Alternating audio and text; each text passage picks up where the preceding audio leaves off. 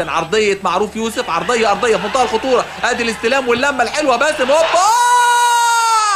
يا سلام يا سلام يا سلام. هو ده الكلام يا باسم، هو ده استغلال الثغرات، هو ده استغلال الاخطاء، هو ده القناص، هو ده باسم مرسي، هو ده باسم مرسي، هو ده هو فاكهة الكورة، هو ده هو فاكهة الكورة. وهي دي هي فرحة الزملكاوية. يا سلام يا سلام، هو ده الكلام يا باسم.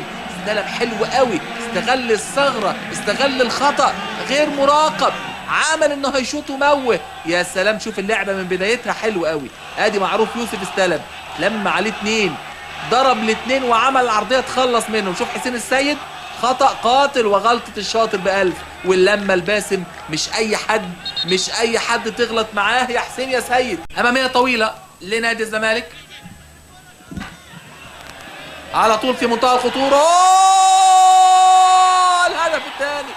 الهدف الثاني عملها القناص شمشون عملها وكلمته قالها، واحرز الهدف الثاني لنادي الزمالك. يا سلام يا سلام، حلو الكلام. وهي دي استغلال الاخطاء واستغلال الثغرات. مش ممكن نموذج باسم مرسي في استغلال الاخطاء، مش ممكن من نص فرصة. شوف حضراتكم، اتعازموا مع بعض او اتعازموا على بعض. ادي اللعبة، لمسة عالية ترجع ورا. هنا بقى بيتعازموا على بعض حارس المرمى شريف إكرامي وسعد سمير، والقناص عملها، سعد سمير. يا سلام يا سلام يا سلام يا سلام يا باسم، يا سلام يا شمشون نادي الزمالك الجديد.